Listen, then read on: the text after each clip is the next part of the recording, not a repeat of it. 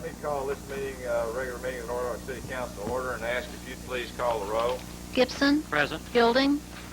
Robinson. Present. Thomas. Present. Berry. Present. Vestal. Present. Height. Here. And Witcher. Present. A quorum is present. Thank you, Ms. Whitby. Can I ask that we stand for the prayer to be led by Alderman Gibson, followed by the pledge by Alderman Yielding. Let us pray. Most gracious Heavenly Father, we thank Thee for an opportunity to live in a free country. We ask that You be with our young men and women who are defending that right. Ask You be with their families. Pledge allegiance to the flag of the United States of America and to the republic for which it stands, one nation, under God, indivisible, with liberty and justice for all. So moved. Motion made and seconded that the minutes of the previous meeting be submitted as filed. On the motion, Ms. Whitby. Gibson. Yes. Yielding. Yes. Robinson. Yes. Thomas. Yes. Berry. Yes. Vestal. Yes. Height. Yes. And Witcher. Yes. Do I have a blanket motion? So moved. Is there anyone that cares to have any withdrawal? 7. Well, 7. No. And number 3. Number 3 and 7. All right. On the motion, which is 1, 2, 4, 5, and 6. Ms. Whitby? Gibson. Yes. Yielding. Yes. Robinson. Yes. Thomas. Yes. Berry. Yes. Vestal. Yes. Height. Yes. And Witcher. Yes. Would you read number 3 by title, please? This is a letter from Keith Jones, Executive Director of Central Arkansas Transit, regarding reinvestment of appropriated funds and opportunities. Can I get a motion on accepting and filing that? Also moved. Yeah. Motion made and seconded. Is Betty Wineland here? Betty? Okay, Yes, I see. I don't think Bob Major's here. Let me ask Betty if you'd come to the microphone. Let me just briefly summarize why I asked Betty here. That is in reference to this communication. As you might recall, Central Arkansas Transit submitted a budget request to us that was by and large a couple $100,000 in excess of what they had requested last year. I placed in the budget that amount plus $100,000 for capital if there were some things that we felt would be beneficial to this community from the capital side. Little Rock, as you know, which seems to be a moving target. I think last week they upped it, I saw, and so I'm not sure exactly how that might affect these numbers, but bottom line is that we have some several $100,000 over what our percentage application based on the formula would be for Central Arkansas Transit. Recognizing that, I asked Central Arkansas Transit to try to respond to what they feel would be their recommendations if we chose to ask them to add some elements of service to this community, and their response is contained in this attachment. It is basically in the service side on regular bus service, adding an additional bus on the McCain route, which, if many of you recall, about a year ago or thereabouts, a group of business people came to us and asked us to consider that and trying to help serve that area of our community, which we all know is going to be continuing its expansion. I think Mr. Bowles has told me that the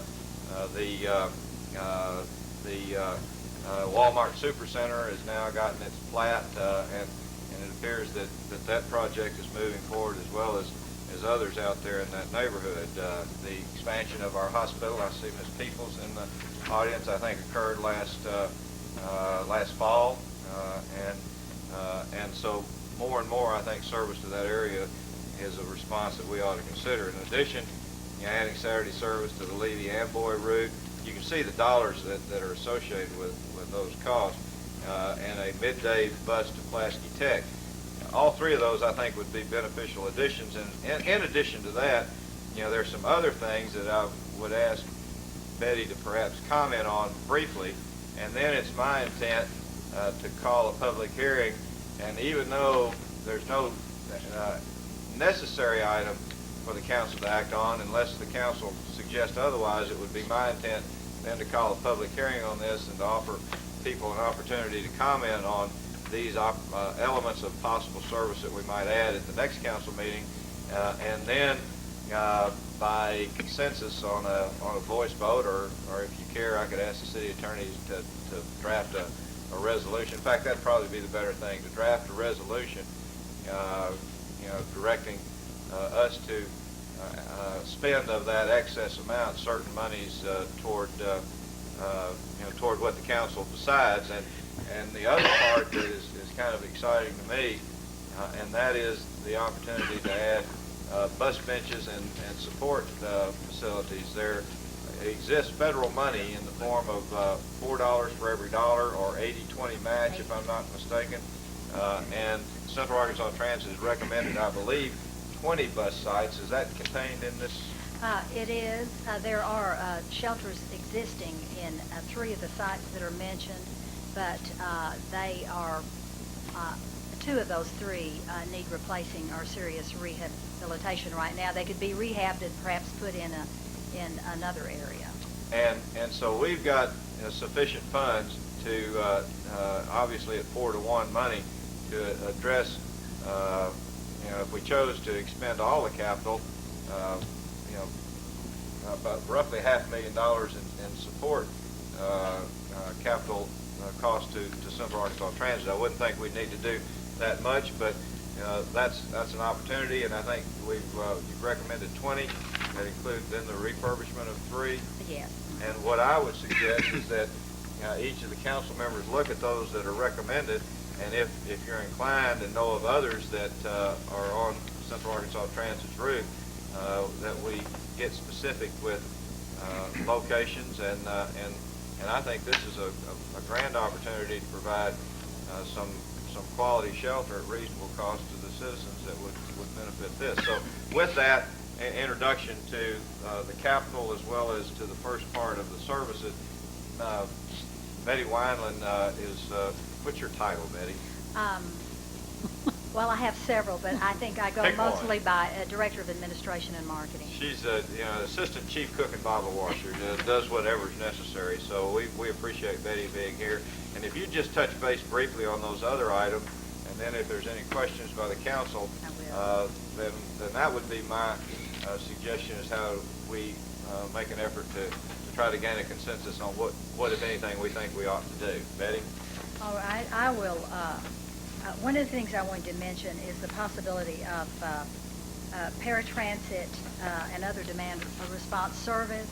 We have put as one of our recommendations night paratransit service Monday through Friday. If Mayor Hayes, you appeared before our advisory council at one point in time, our paratransit riders in North Little Rock would very much like to have evening service, and this would be, and in fact the advisory council was meeting tonight, and I told them that this was something that might be considered by the council and the citizens of North Little Rock, and they were excited to know that you were looking at it. Explain to us, I'm sure most everyone knows what paratransit means, but why don't you? Right. Paratransit is a curb-to-curb demand response service for persons with disabilities. They have to be certified as paratransit eligible under the Americans with Disabilities Act. We would like to be able to include seniors, senior citizens, persons over 65 who don't have disabilities, but our resources either in Little Rock or North Little Rock, they don't allow us to do that. But people who have been certified as links eligible can call in and make a request for service, and they are scheduled based on whether or not they live within the service area. Their destination is within the service area. The cost of the service is $2.20 each way, and they can buy a 10-ride ticket book for $20, and this is much less expensive. Many of our riders are persons who use wheelchairs for mobility. We also have a number of riders who have vision impairment and other conditions, debilitating conditions. Right now, Links Paratransit provides about 4,500 trips per month. I can't tell you exactly how many are in North Little Rock. We pick up North Little Rock residents to take them to work in Little Rock. We pick up Little Rock residents to take them to work in North Little Rock, and some within their own city. Another project that was demand response that we had thought you might want to consider is a pilot project under our Jobs Access Grant. We still have some Jobs Access money, federal grant, that is a 50-50 grant. In other words, the federal government puts up 50% of the cost of the service, and then the local match has to be 50% of that. And we thought perhaps you might want to consider something similar to what NIDAL was before we had to cut that service, that would perhaps do shuttles after regular bus hours, do shuttles to the industrial park and for instance to Deluxe Video. And we have had lots of calls from first line managers and people who work at Deluxe who could work there if they had transportation to the facility. Let me ask you one question while you're on Deluxe. One of the things and I just was out there last week, one of the things that they do is they have a tremendous need for seasonal workers. Like they've got 700 or 800 people out there now, but during the late summer and fall, they perhaps even more than double their number of employees. I guess I just raised that in terms of sensitivity to what we might do. I would hate to start something like this too early and then not get the kind of demand and yet be able to be more responsive when they ramp up, like for their seasons in the summer, late summer and fall. So as we go about making these decisions, if you would let them know that that there may be some seasonal aspects, as there's some seasonal aspects of their work, we might be somewhat sensitive to that as we try to make some plans. We'll do that. And of course, you've already mentioned the possibility of shelter construction. And if I may, just very briefly, go back and touch on our recommendations for additional buses on certain routes. McCain Mall, at the time we extended that service to reach the new location of the Baptist Hospital, we had to add so much time to the route that some of our customers weren't able to use that bus anymore because they couldn't make their connections. And by adding an extra bus, not only could we make that extended service into the area that has been requested, but where all the medical facilities and all the other businesses are springing up, but we also would be able to have the buses more frequent. It would be closer to a 30-minute headway rather than a 45-minute headway, and would allow us to bring that ridership back up, and because we do have a lot of calls about that. Pulaski Tech, on that route, we are taking a large number of students, large number of veterans to Fort Roots, and that's a bus where we know we can use greater frequency, and we have been petitioned many times by residents of the Levy area asking for a Saturday bus, because those who depend upon the bus for transportation have no way to shop or even to get to work if they happen to work on Saturday. We appreciate it. Does any council member have any questions?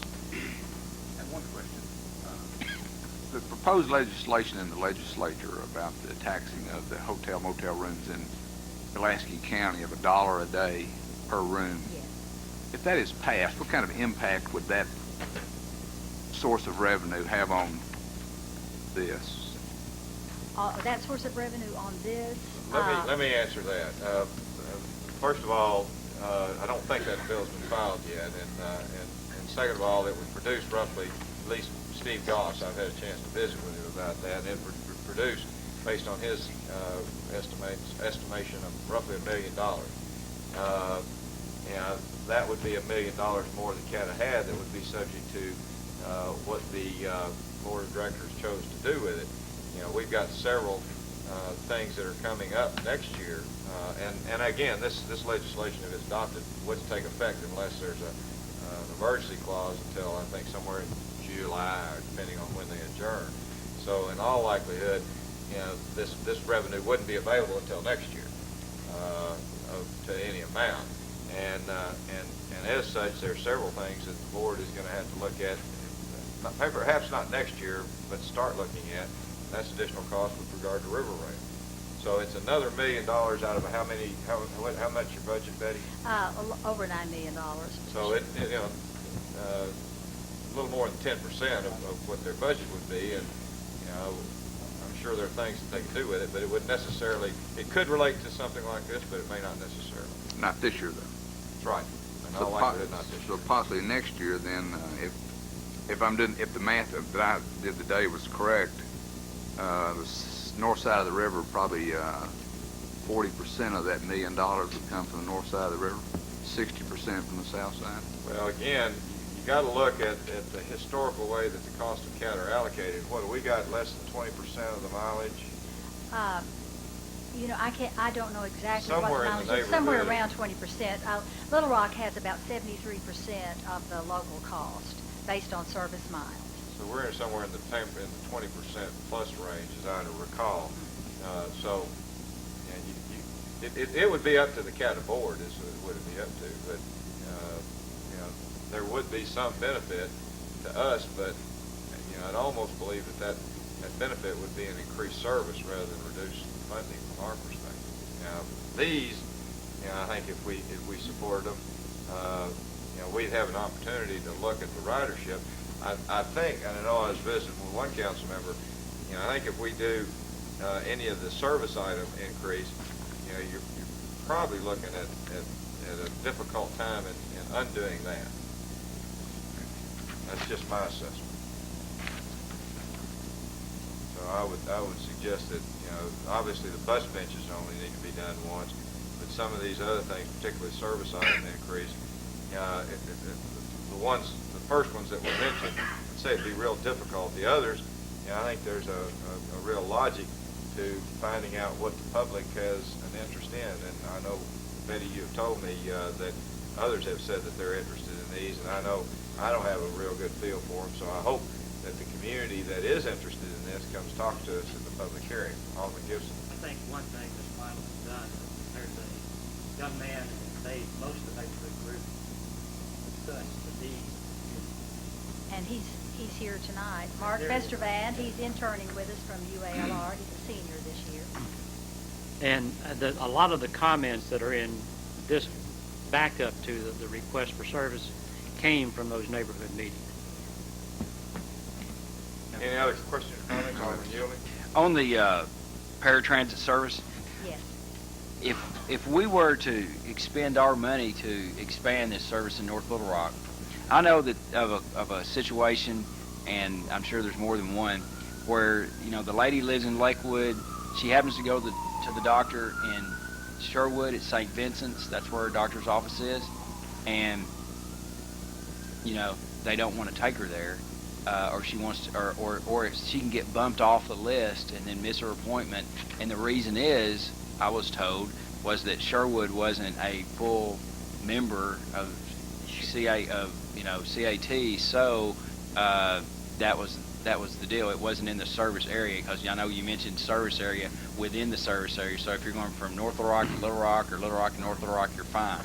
But you start going to Sherwood, and then you get bumped off. Actually, under the Americans with Disabilities Act, the service area is defined as 3/4 of a mile either side of a regular fixed bus route. And of course, we have to adhere closely to the minimum requirements of ADA simply because of our lack of resources.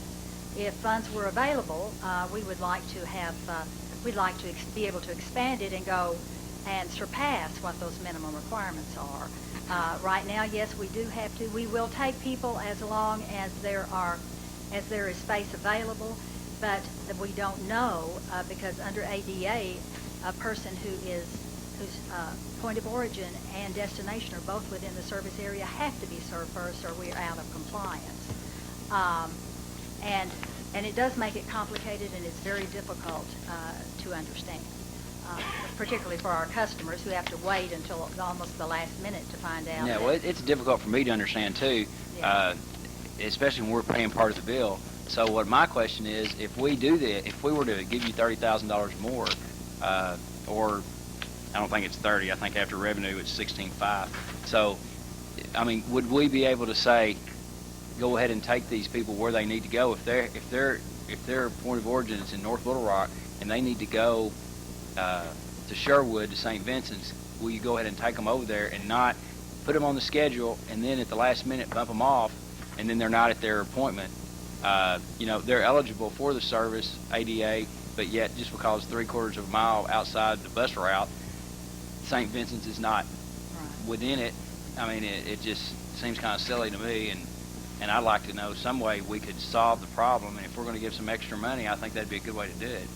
Well, here again, I have to refer back to the Americans with Disabilities Act, because basically we don't say this service is to North Little Rock and this is to Little Rock. And our office staff has to look at each request as it comes in, and they're trying to right now. Today we had 286 trips, and when you have probably 13 or 14 drivers out and you're doing door to door, it gets to be very difficult to schedule all those trips and when people are going in various directions. So I think that probably what we'd have to do, this probably would entail some more review, Councilwoman, before we'd be able to answer that. But I'm Maybe you can bring that answer back at the next council yes, meeting? I'd be It glad does to make do that. some sense. I think this question is certainly a valid one. Certainly. Is to the extent that that person can call and make an appointment and depend on being able to have the transportation to make that appointment from North Rock to Sherwood. And what we would have, and what we would have to look at also, and of course I'm sure you understand this, is if someone in Little Rock, for instance, made a request to go somewhere outside the service area in that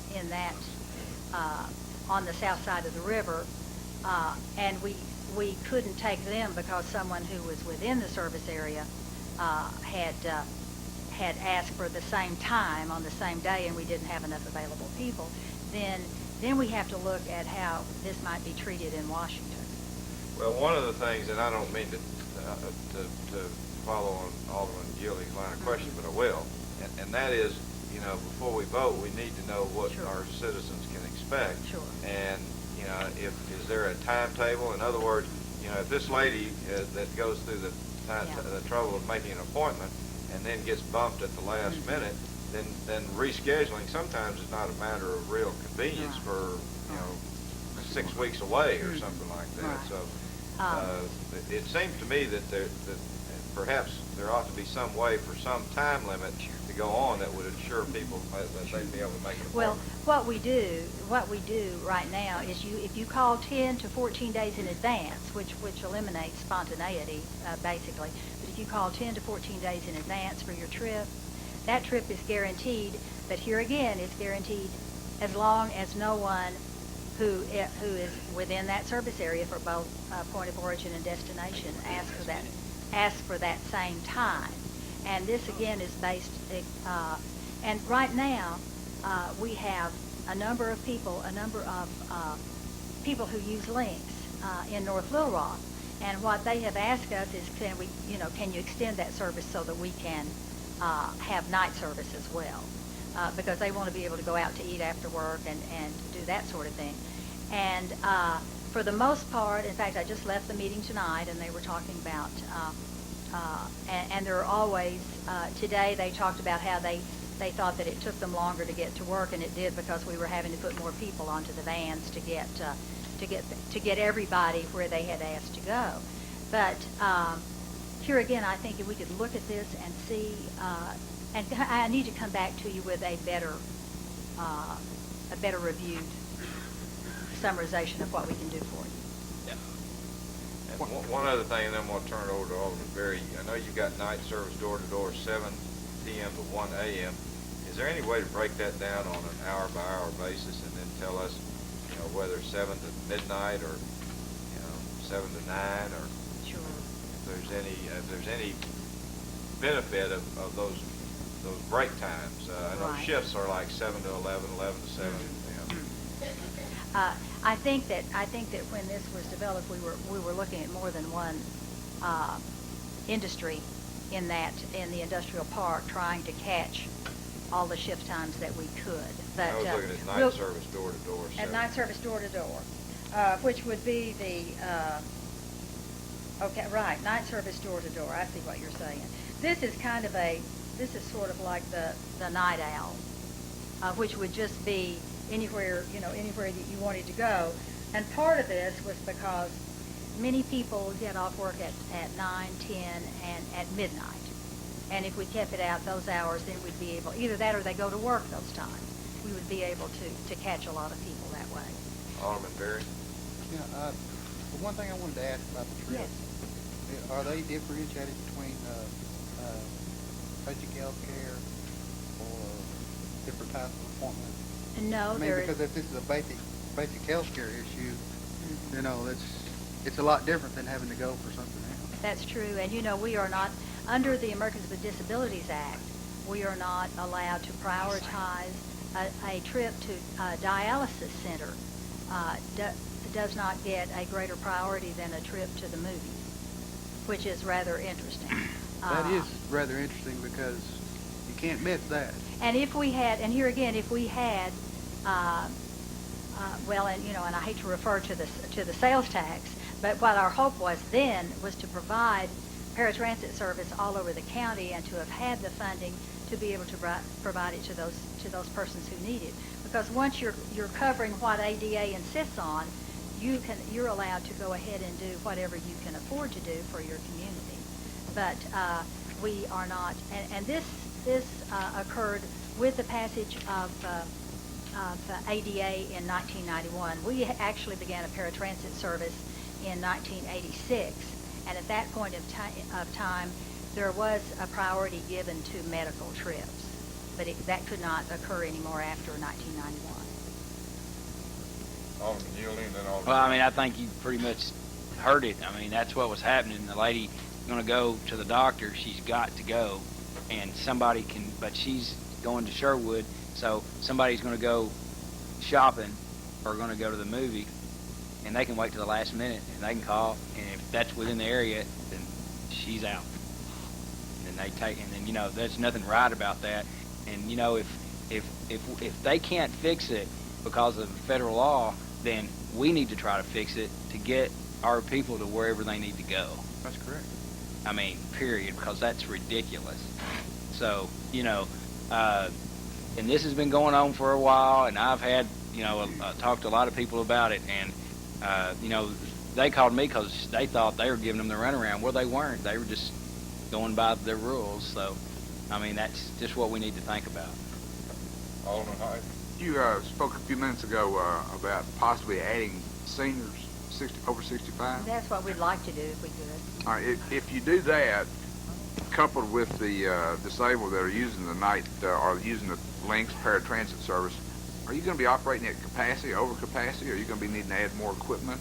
Well, if this was something we'd like to do here again with and that would require dedicated funding to be able to do that, because once in a while we do have space available. We tell people they can call if they are 65 or over and don't have a disability, but they understand it's on space available basis, and our customer base has grown so much, and it would be probably 5 times as large many people have learned that we can only accommodate so many people because of our, it would require more equipment, more drivers. So are you turning people away now? We have to turn people away sometimes.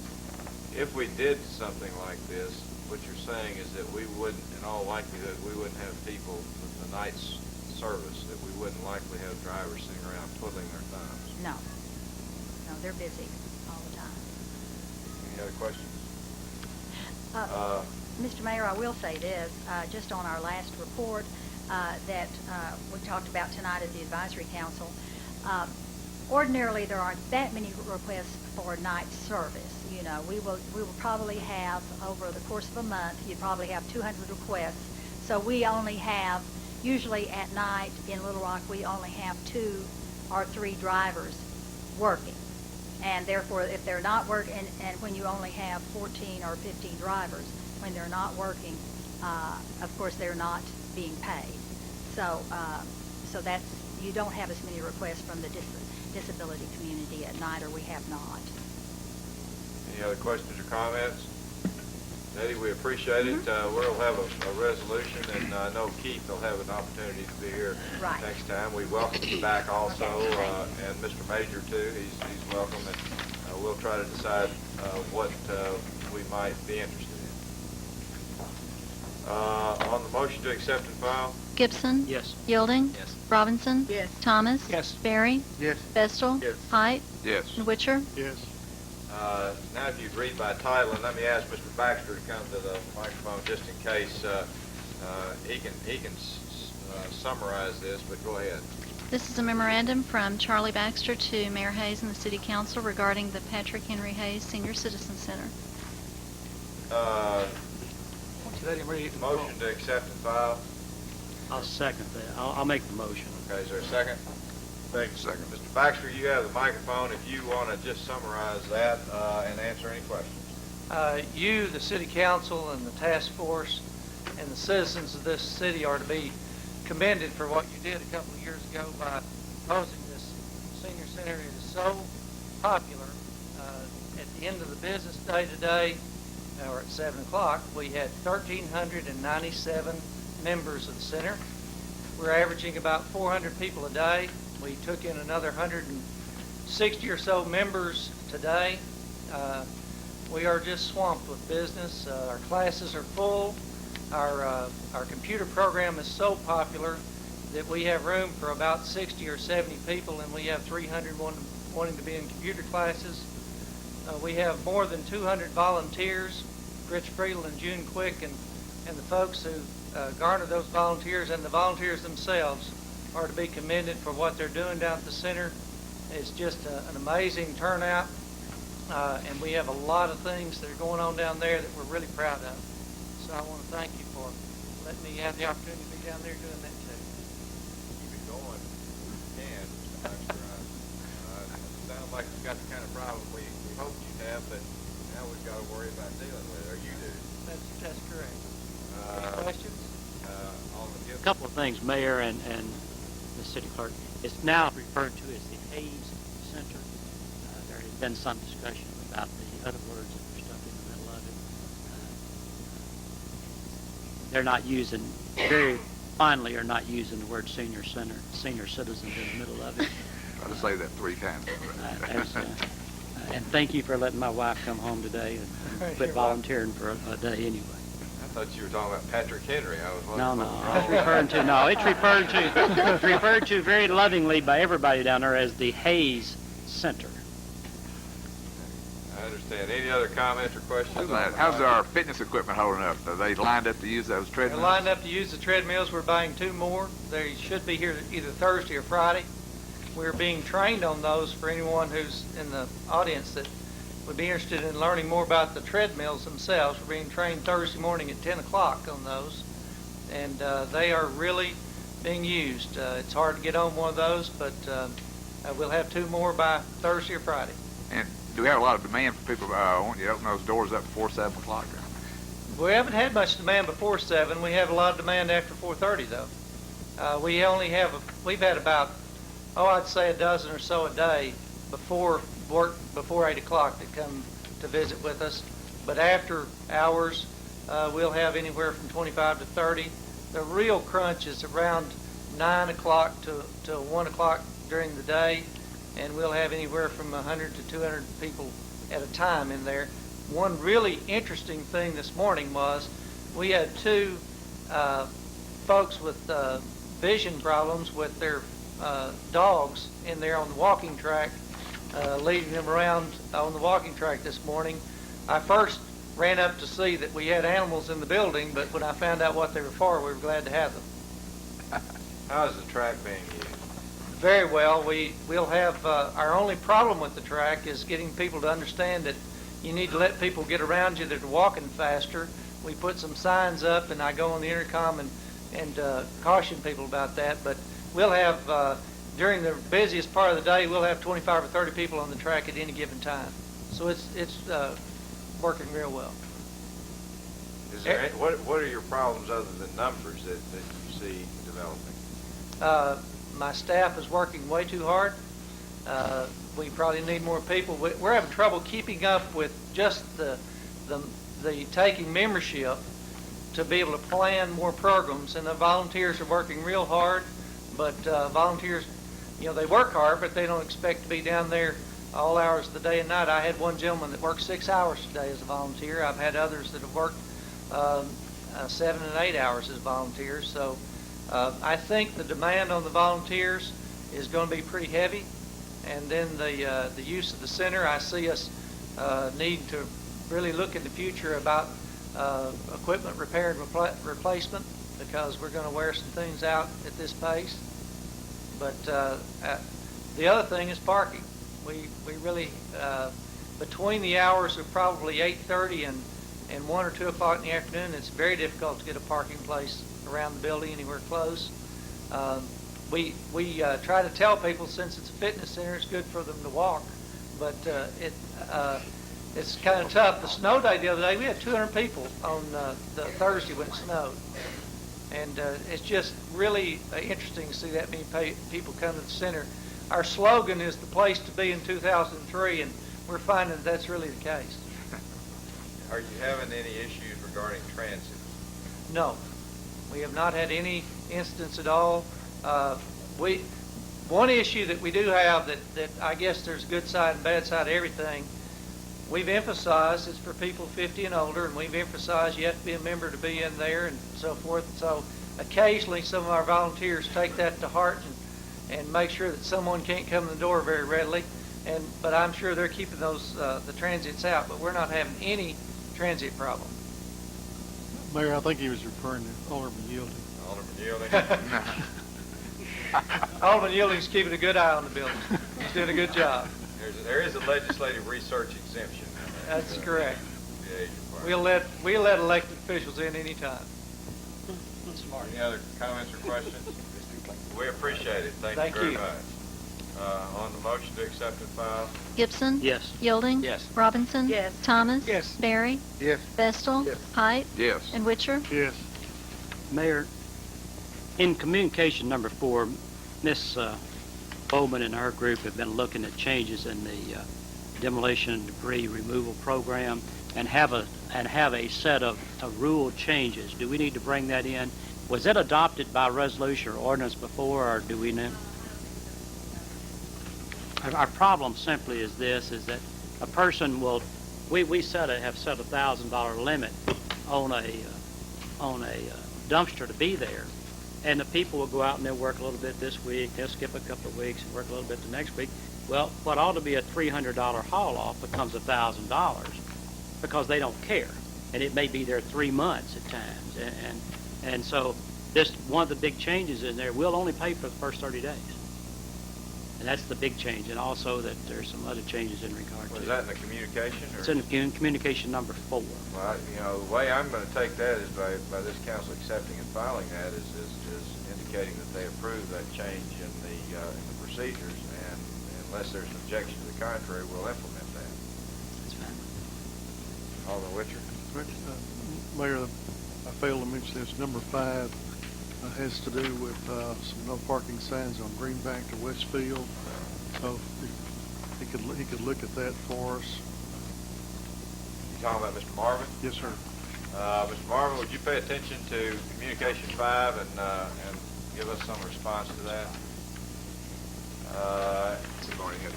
All right, let's go to old business. Ordinance 0301, Mayor Hayes. Please call it.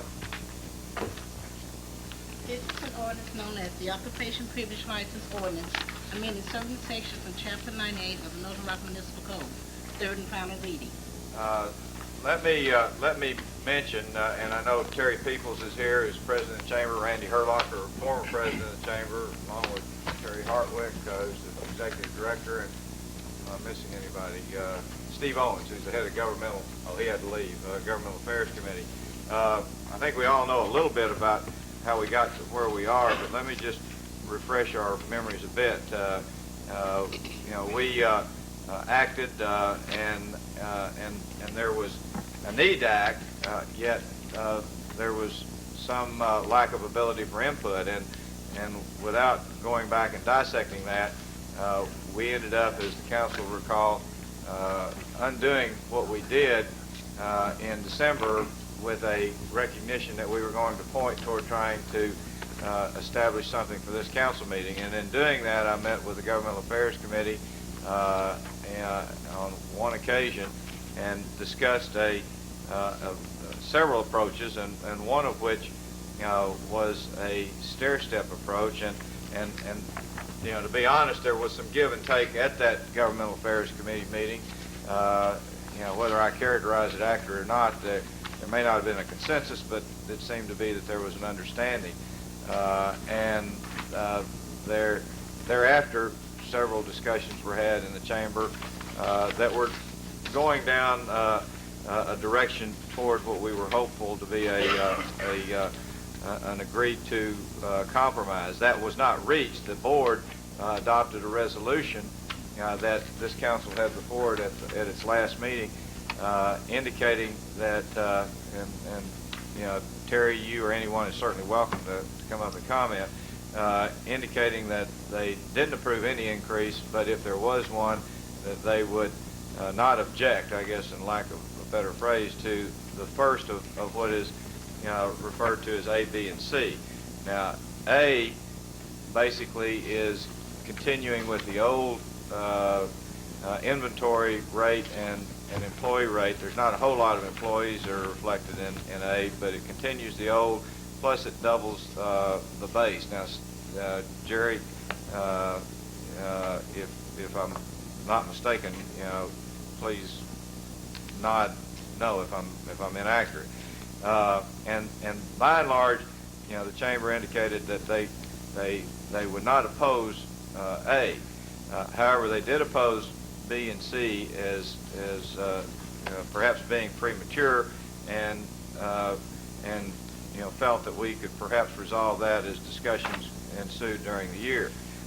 It's my belief, and I'm recommending to the council, that we adopt A and B, and yet contained in that legislation indicates that there will be a committee established. It'll be 4 members, 5 members including myself, that I'll chair the committee, that the chamber would adopt or would select 2 people, and that then I would select 2 members of this council to serve on that committee, that we would make recommendations to this council on the July meeting, first meeting in July, and as such, the reason that I'm hopeful that we can adopt A and B, and we'll leave C pending, but I feel like we ought to deal with C this year, and that's my feeling. But that that when we are able to get our statements out based on what action the council may take tonight, that in addition to that, then we can include information in there about what,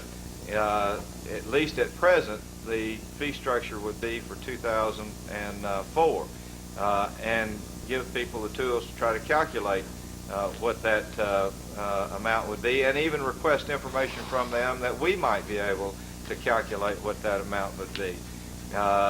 We'll know several things during the latter part of the year, and this is the other thing, and I don't know if this is in here, I don't think it is, but that currently the privilege license are due April the 1st.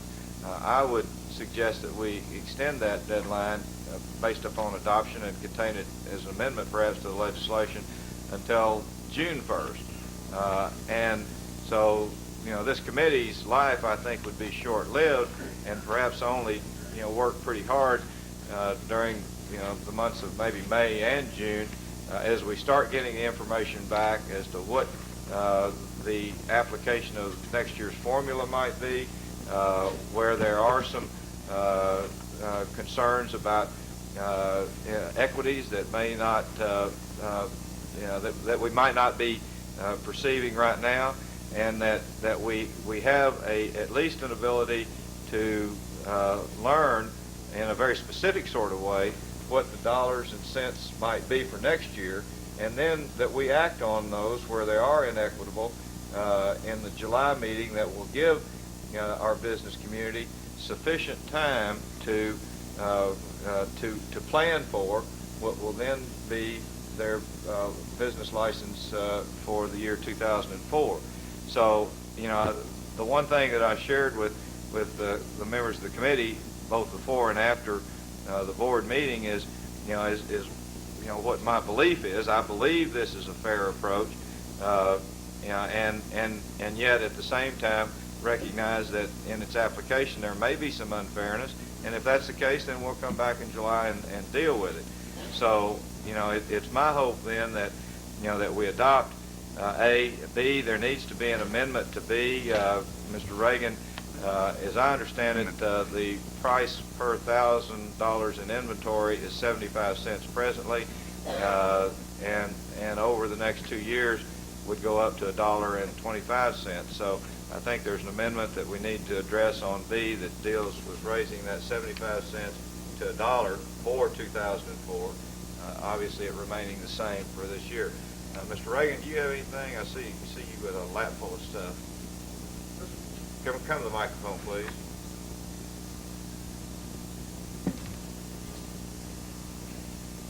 What I've got here is the attachment B for 2004 with the proper inventory of $1 a thousand reflected in it. Okay.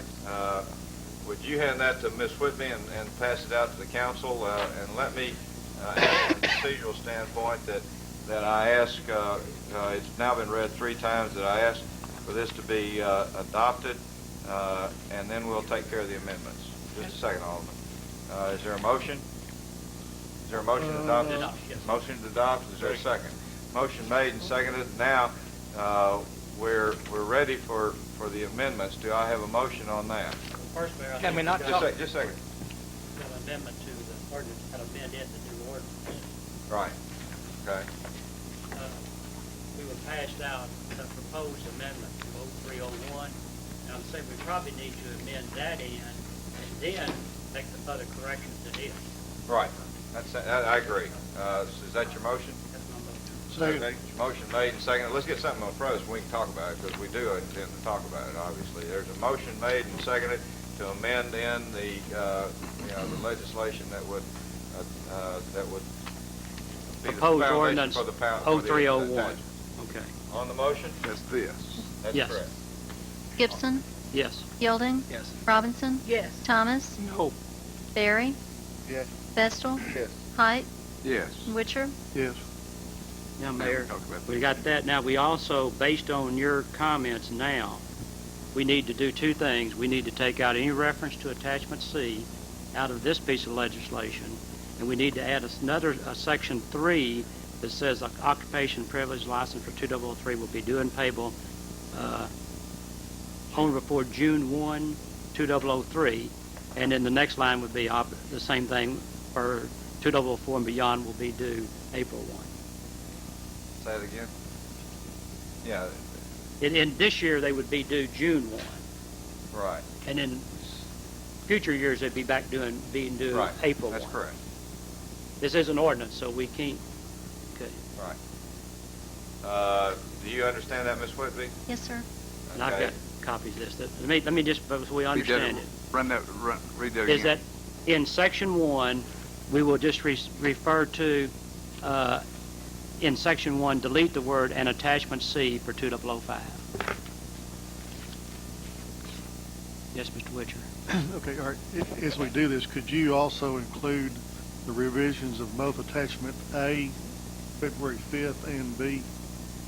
Well, let's get They this. want to do that Let's get this. sequentially. Okay. Let's get this out of the way first. All Let's right. get the piece of legislation. Okay. Okay, then section 1 would change to that. Section 2 remain the same. The new section 3 would be that they'll be due this year on June 1, and subsequent years will be due April 1. And then we'd renumber the 02 to 4, the 03 to 5, and the 05 to 6. At the end of section 2, the date should be July 14th, 2003. That's right.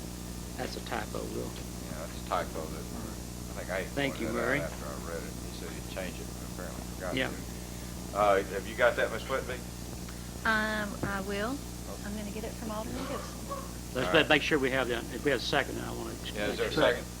I think that we all understand now that what they're doing is that we're taking away the attachment C period, making the taxes due June 1 this year and then April 1 in subsequent years, and renumbering the sections to correct the number, and changing the July 14th 2006 something to 2003. I've already scratched it. Motion made and seconded on the amendment.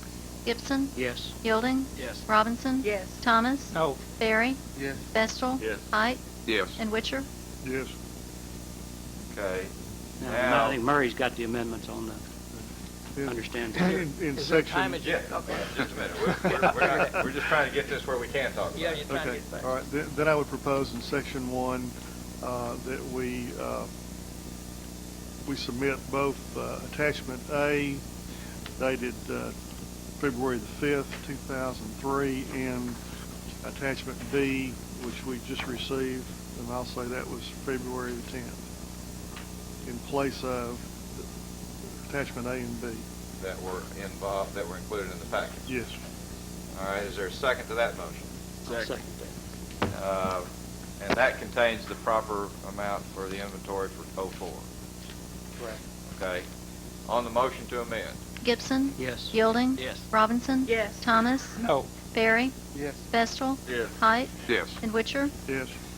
Okay, Now we talk. now, just to get it, let's get a motion to adopt as amended, and then we'll all go into discussion. So moved. Is there a second? Motion made and seconded to adopt as amended. They're in discussion. Alderman, I'll call on you, or I was going to offer the chamber a chance to comment on my introduction. Let me speak first. I mean, Okay. you let everybody else That's talk. fine. They've all talked. So, what I would like to say is that now's not the time to raise these privilege taxes. I'm sure that most of you noticed in the paper last week where Little Rock and North Rock, they lost 2,600 jobs last year. 2,600. Fort Smith lost 100. Pine Bluff lost 300 jobs. And so these people that we're trying to raise their taxes, and many of them don't know about it. And I know that you think they do, but they don't. Many of those, well, all of them are the ones that actually collect that 5.12% state tax. They get the 1 cent county tax, and they get the 1 cent tax that the city gets. And I just feel like that it's not the proper time to do that. Now, I know that those people up here, we're all voting up here. Not many of us pay any privilege tax.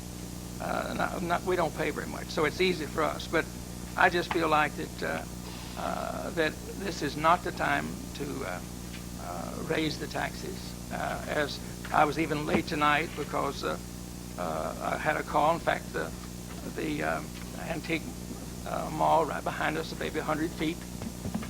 If this is all passed, her privilege tax will go from $25 to $245.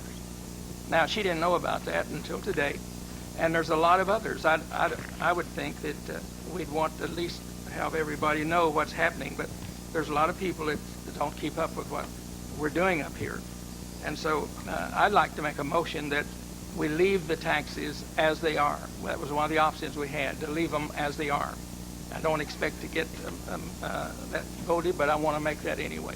I'd like to make a motion that... Let me take that as a motion to amend this legislation, because that motion's really out of order. But I'd say that you can make a motion to amend this to indicate that that the fees stay the same. That'd be a proper motion. And then, okay, however you want to handle it. I just want to keep it the same. You just figure out how the wording you want to put it, and that's fine with me. I just want to leave it like it is. Is there a second to that motion? Wait, before I second that motion, I want to say one thing about, we talked about, when we first started talking about this schedule, Mr. Gibson said that basically what we were going to do was we're going to design this new schedule, and for 2003 to be 50% of the rates they're charging over in Little Rock. Is that correct? Correct. You provided me with a list of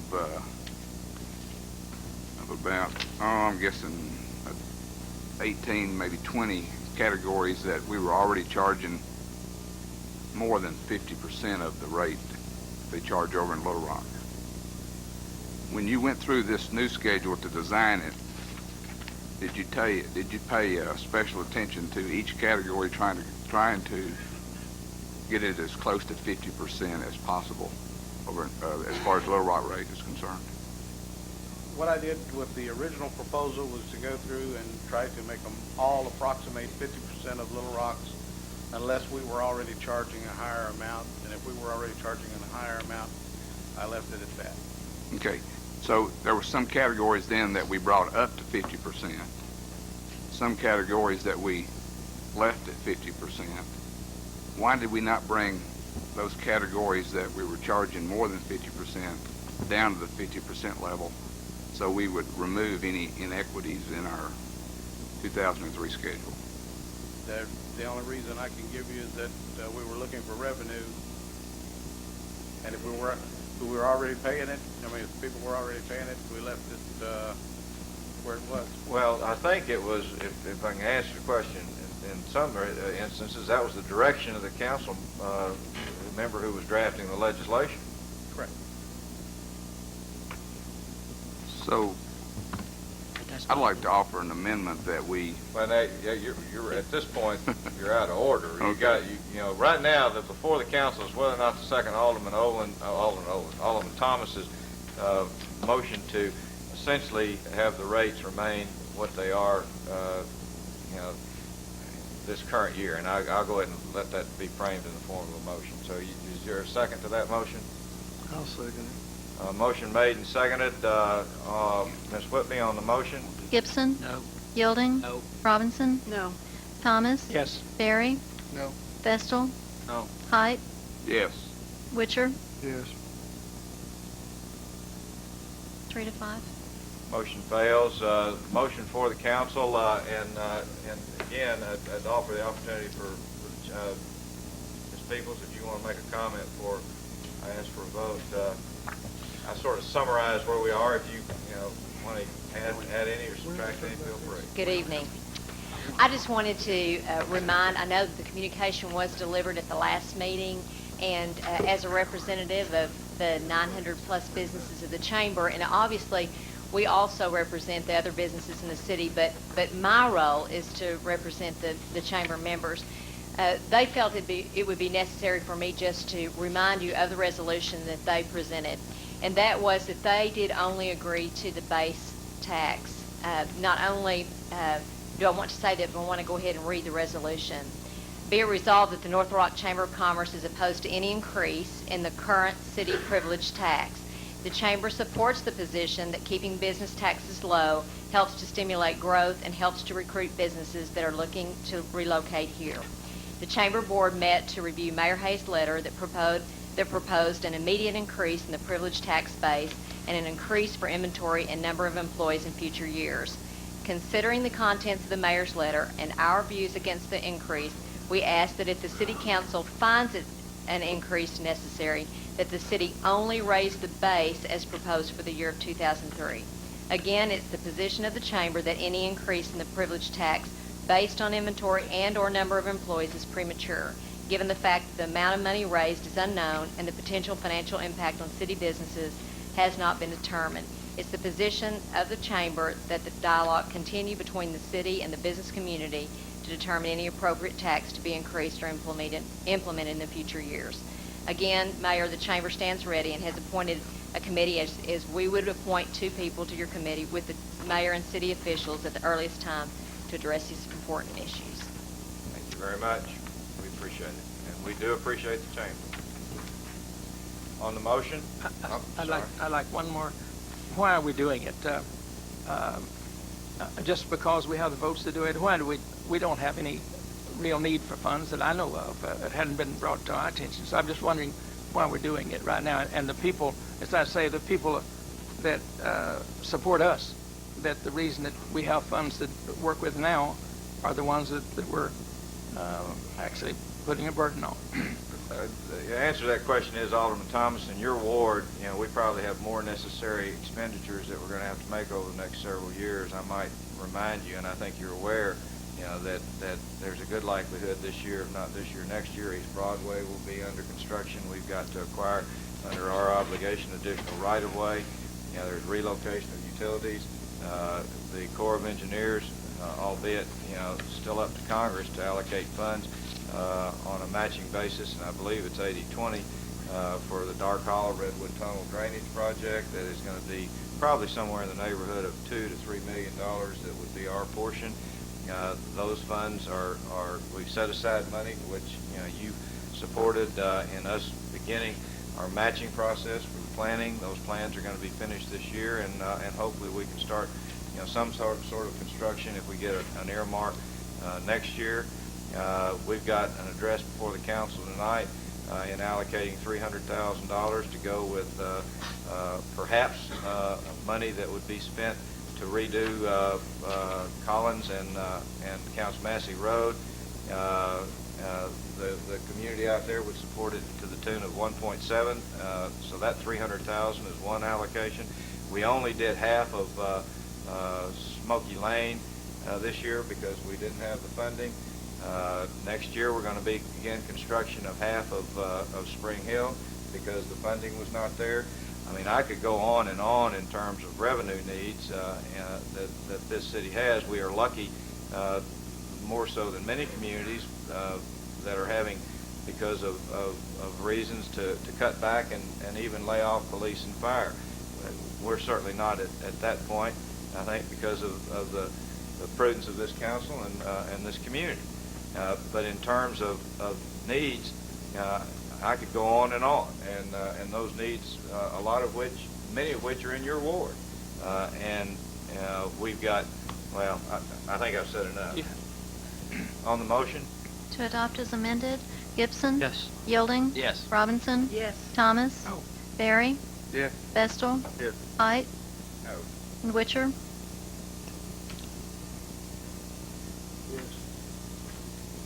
On the emergency, Gibson. Yes. Yielding. Yes. Robinson. Yes. Thomas. No. Barry. No. Vestal. Yes. Height. No. And Witcher. Is that yes? Yes. Thank you. Mayor makes 6. Is that 5, Ms. Whitby? Yes, sir. I'll be 6. Okay. And as I mentioned, we look forward to continuing to work and address what we need to do in July, if not before, and any time for that matter. Mayor, as your committee goes forward, I think Mr. Reagan had provided some information to Mr. Height regarding the number of categories where our fees were in excess of those in Little Rock, and I'd appreciate if you'd consider that list, and I'll give that to Ms. I know I've had a couple council members that have expressed an interest in serving, recognizing that that 2 council members, that this will, and I would perhaps make it that way anyway because of the fact that the council constituted this committee. Will be the press will be notified as to what meetings that we have. But any council member, I've had 2 council members express an interest. Anyone else that's interested, if you have any interest, let me know, and I'll certainly be happy to consider you. But in essence, indicate that even if more of you want to be on there than I'm able to select, that it's an open meeting, and any of you are welcome to come at any time. With that, next item. Ordinance 0307, Alderman Barry. I'd like to pull that legislation and refer it back to the Planning Commission. Can I do that on the second? Procedural. It requires a vote of this council to send it back. Just on a procedural situation. Yeah, you might want to get the council to do that. I think it has something to do, if I'm not mistaken, with being able to reconsider and come back up here. If we don't do that, then there's a bar that's in place. So. Okay, so I guess I'd like why don't you move? Move to pull this from the agenda and place it. Refer it back to the Planning Commission for recommendation. Okay, now I'm going to ask. I'm on the second, and I'm going to ask a question because have you made changes in the legislation that's going back to planning from the original application? Well, I brought this, what the special was, and I have a few changes, but I have not made them yet. I would suggest you get those made before you send it. I'm just telling you the long range thing. I've been through both ways. We sent our last one back with detailed, and they went further than that, but they didn't even want to hear it unless we had something different that we wanted to send to them. And Ms. Robinson spent much time on that board, and I'm just giving you the experience we've had. If you, Well, I know basically what I wanted to say was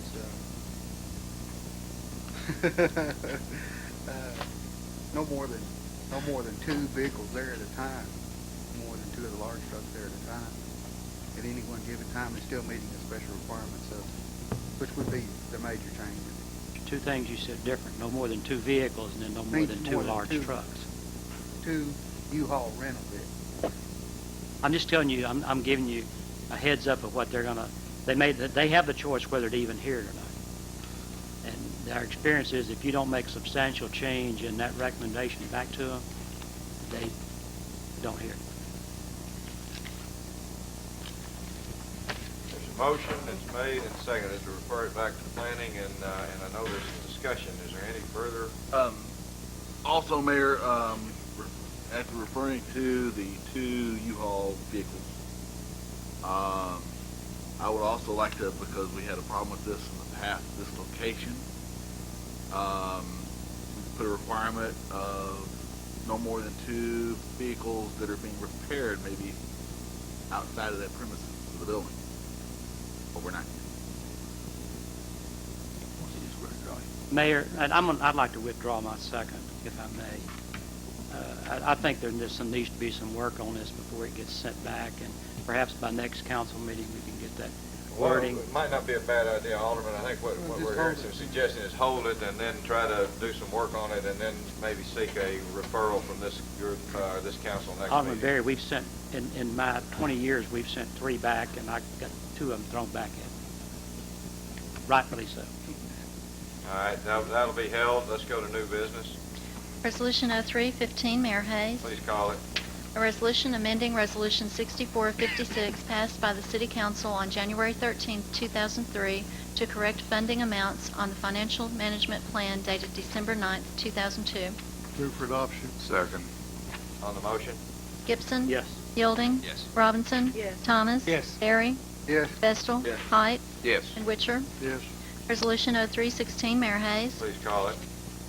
A resolution adopting the lease agreement between the City of North Little Rock and the Arkansas Employment Security Department. Move for adoption. Second. On the motion? Gibson? Yes. Yielding? Yes. Robinson? Yes. Thomas? Yes. Barry? Yes. Vestal? Yes. Height? Yes. And Witcher? Yes. Resolution 0317, Mayor Hayes. Please call it. A resolution appropriating $16,667.63 from the general fund to pay the City of North Little Rock cost for the 2002 general election. Move the adoption. Second. On the motion? Gibson? Yes. Yielding? Yes. Robinson? Yes. Thomas? Yes. Barry? Yes. Vestal? Yes. Height? Yes. And Witcher? Yes. Resolution 0318, Mayor Hayes. Please call it. A resolution appropriating $300,000 from the street fund to assist the proposed municipal improvement district in the paving of Collins and Counts Massey roads. Can I get a motion? I'll explain. Second. Motion made and seconded. The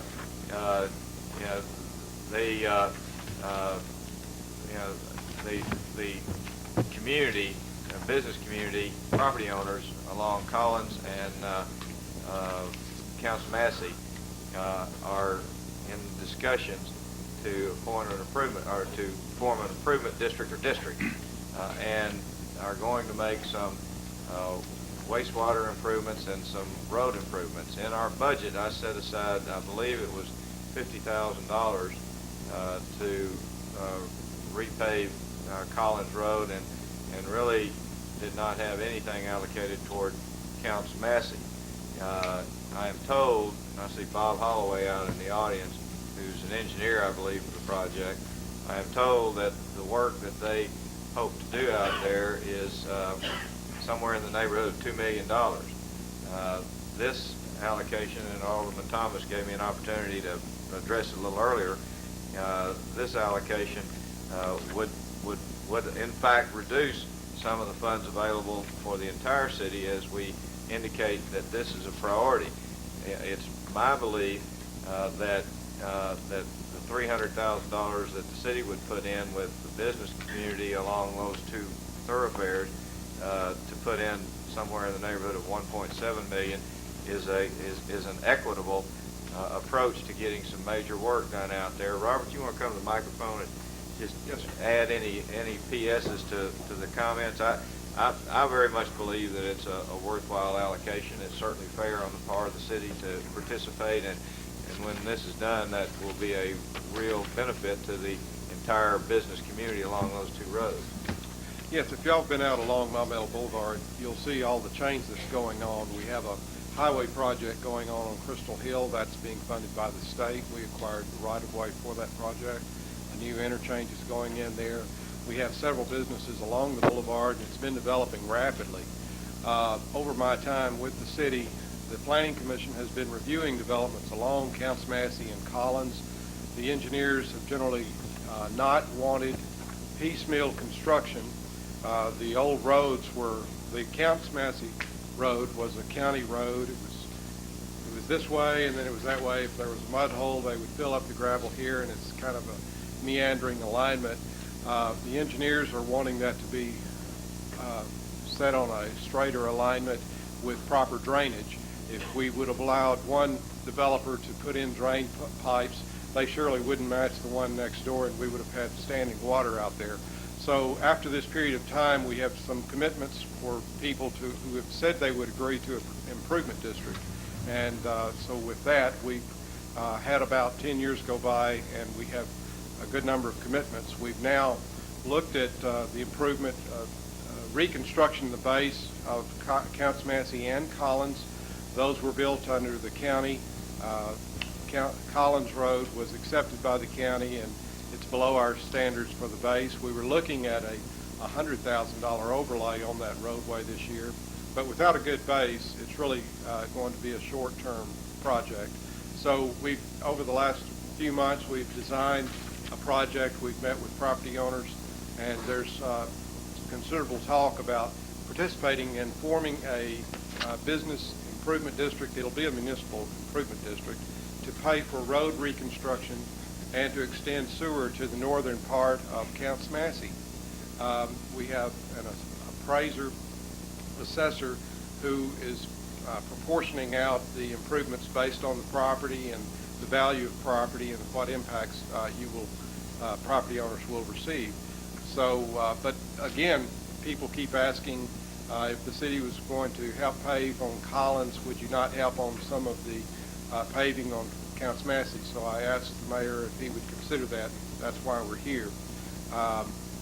It would help for all the business community to come on board. This will be placing a tax on their property for a sizable period to pay for the construction.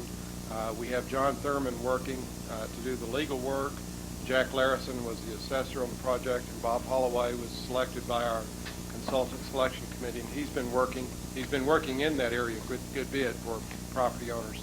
But he's here to answer questions that you might have specifics on the project. Well, let me ask one, and then I'll turn it over, and that is, if the improvement district should not be formed, then I don't know that there should be an expectation of that this entire $300,000 would be directed into this project. Correct. They understand that. Okay. I need to ask a question. Not of the lieutenant. No, I just want to make a statement here. What I'm telling you is East Broadway is in terrible shape. I didn't respond a while ago because I knew it'd help my time. So, and this week I've talked to both the Corps of Engineers and I've talked to the Highway Department. East Broadway will not ever be finished until we provide the right-of-way. We have this money would at least be a start in doing that. Even today, I drove down Broadway with I think 700 pieces of hardboard, and I couldn't even stay on the outside lane. It was so rough. I had to move to the inside. So, if you go down after a rain, you really have a problem there.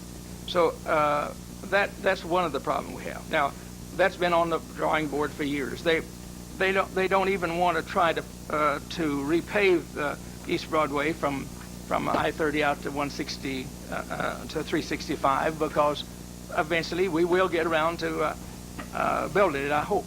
Now they'll probably repave, as they told me today, from the 165 on out to Protho Junction. We do have a real problem at 161. Every time under that railroad, every time it comes a small rain, the cars flood out. So these are projects that's been on the board for a long time, and our part of the Redwood Tunnel will be a lot of money. There's no question about that. So we need to begin thinking about that. Even by, I guess, August or September, we should know more about the plan the Corps has. But the Highway Department is not going to build the road. They give me the job number. We got all of that, but they're not going to do that until we get the right-of-way. And this amount of money would go for a very much needed project, and I certainly can't vote to spend it other areas when we've been waiting so long for East Broadway. I even, I guess it was the last rain we had here just a few days ago, I wasn't noticing. I walked around a corner out there in the 2700 block, and a car come along, and I completely got covered in water. I had to go back and change clothes. So that tells you what kind of condition that road's in, and the Highway Department is very much aware of the condition that's in. But I don't think that they're going to do much to it unless we get ahead and get the right-of-way. Now, it is scheduled to be done, as the mayor said, in 3 years. But maybe 1 year that's gone. But until we get right-of-way, they're not going to do much. And I certainly can't vote to spend another $200,000 in another area when we've been waiting and waiting and waiting for that. Let me just add, Alderman Thomas, who are you talking to at the Highway Department? I think. Well, I have his name, but well, I'm talking to the director as well as the one that Carl Rosenbaum, who represents us on the Highway Commission, and that's not the information I'm getting. Well, the director and his wife was out of my place on 2 occasions, and I've talked with them too about it, but that's not my most recent conversation. The most recent was with the engineer for this district here. Well, again, I'm talking to Mr. Flowers as well as Mr. Rosenbaum, and I don't know that I get the exact same information that you're getting. Does he say that they provide the right-of-way, or does he want us to? Are we going to provide the right-of-way? That's up for discussion. It's our responsibility. We're going to try to see if we can get some help from the Highway Department. That's in the discussion stages, but it's certainly our responsibility if we aren't able to achieve some help from the Highway Department. What is your contact telling you? Well, as I understood, we're to provide the right-of-way. That's our responsibility, but we also have an opportunity to get some help from the Highway Department. I hope we can. And we're working on that. So the information that you're getting is from a source that I'm not talking to. Well, I'll talk to the director too, because I know him well. Any other discussion on this, Alderman Vestell? Mr. Boyles, have the businesses that have been moving out there, have they not been setting aside funds for the... No, they've... Initially, because I know several years ago you and I talked about this, but we've been looking at this project for at least as long as I've been on the council. They've agreed to the Planning Commission to participate in an improvement district, but they've not posted money. Signed letters saying they would agree to an improvement district. So now we have a large district defined, and it will be under the municipal improvement district statutes. And we have those numbers figured out. We have a general design plan and ready to move on that. Again, it'll be primarily funded by the private businesses. And I believe we also have a responsibility to the residents who live out on the end of that street. We annex that area into the city, and we promise them that we provide them service, and if you go out there and drive down that road, that is not providing them service. And this is one way to get it rebuilt. Alderman Yielding and then Alderman Robinson. I think this is a pretty good deal. We're going to spend $100,000 if you'll listen to what said to overlay the road, which has a sorry base on it, which that's going to be a Band-Aid approach to fixing this. Spend $300,000. They form an improvement district and spend $2 million upgrading the road, curb and gutter along parts of it, drainage on Collins and Counts Massey, sewer improvements, and road improvements. what the sewer is going to do, you might say, well, what is that going to do? Well, that's going to enable the rest of that area to develop, and that's going to only help the tax base of the area. And here again, I mean, sure, I would like to say, well, let's don't take this $300,000 out of the street fund because we can do more overlays and things in other parts of the area, and it's not in my ward and that sort of thing. But it's the right thing to do. They're putting their money where their mouth is. They're fixing the road up and using their money, and I think it's really good investment for the city to go ahead and do it. And it's a growing area out there, and there's going to be a lot of tax base that it's going to build in the area, and I just think it's a good thing. Now, as far as Broadway is concerned, Alderman Thomas, I also check on Broadway. It's not in my ward, but I check on it, and I talk to the highway department, and I talk to the mayor and the city engineer, and that project is ongoing, and we're going to do that. And this money here doesn't have anything to do. If we don't spend this money here, Alderman Thomas, you know what we're going to do with it? We're just going to overlay more streets all over the city. We're going to buy right-of-way. No, we're not going to buy right-of-way with it. We're going to overlay streets in it in a street program, and that's what we're going to do. And it's not part of the package that you're talking about to widen Broadway, and we're not to the point to even see what we're going to do yet on Broadway. And believe me, I mean, I want Broadway widened too and fixed. But I mean, it's apples and oranges. It's not the same. And I think it's a good investment, and these people are going to fix that area up out there, and I think it's a good deal. Let me just add, Alderman Thomas. When I went out, many times you and I, were crossing swords and campaigning, me for the sales tax and you in opposition to it, and I made a commitment to those people in that area, and that commitment remains, and that is that we're going to do East Broadway, and when the highway department's ready to do it, we'll figure out some way to find the funds. We're not going to let the acquisition of right-of-way, if we have to do it all, stop the highway department from doing its part of the job. So, I'm not changing anything that I said then. I'm reaffirming what I said then now, and that is, we're going to be ready one way or the other, at least subject to this council's approval, and you certainly have my support in finding, the funds that are necessary to do East Broadway from the interstate out to, the bend in the road. One way or the other. We're not going to let this opportunity bypass as far as I'm concerned. I just had, Ms. Robinson, I'm sorry. Okay, my question has been answered. I was looking at the appropriation of $300,000, and I believe Robert said that the businesses out there were going to pitch in or contribute. Oh, yes. So the total cost of the project is it's a little over $2 million. Over $2 million, and we're only contributing $300. That's correct.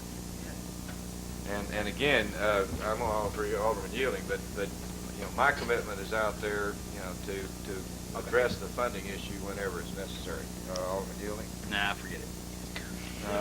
Mr. Holloway, and then Mr. Did you have a point or two you wanted to add? Yeah, I'd like to. Just a couple. One little. I'm Robert Holloway, the engineer. One little known fact about Count Massey Road is that it has a very limited water line capacity. It's got an 8-inch line. It's a long, dead-end 8-inch line, and it will not provide the adequate fire protection for industrial growth.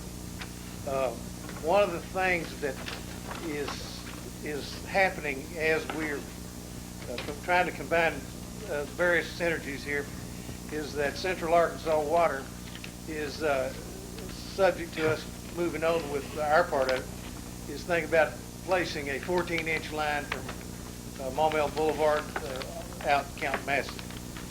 Obviously, that would enable the full development to the capacity within this district. If things don't materialize otherwise, well, I doubt they'll feel the need to do that. But at this point in time, there are several plats that are in the preliminary plat stage that can't go to final plat because they can't develop the fire protection with the 8-inch line. So we are hoping to combine all of these different energies from the various groups and leverage this project into being. And They are waiting to see what happens with the city and with our improvement district. And by the way, we did have a meeting on the improvement district, and we had very favorable response from most of the people. So I just want to make those comments. Thank you. Alderman Height? I was just curious as to make sure that our street fund can afford a $300,000 hit on it. Well, each ward essentially would be allocated a $50,000 reduction in acquiring this level. Yeah, I mean, the answer to that is yes. It's a priority, that we're establishing, and so the answer is yes. Okay. On the motion? Oh, Gibson. Vote yes. Yielding. Yes. Robinson. Yes. Thomas. Yet, no. No, certainly no. Barry. Yes. Vestal. Yes. Height. Yes. And Witcher. Yes. Resolution. By the way, you need to get that, you and Mr. Thurman and Mr. Boyd need to get that district put together. You've got a fairly sound response from the council that we think this project is certainly worth $300,000, and now we hope those property owners will go along with the remainder. I do appreciate that. Thank you very much. We have another meeting this week, another meeting next week. Next item, Resolution 0313, Mayor Hayes. please call it. A resolution approving amounts of liens to be certified to the Pulaski County Tax Collector against certain real properties as a result of grass cutting expenses and abatement of other nuisances by the City of North Little Rock. Have a motion? Move for adoption. Motion made. Is there a second? Second. Motion made and seconded. Somebody seemed like they wanted to talk. We're very flexible in doing that, so come to the microphone and identify yourself and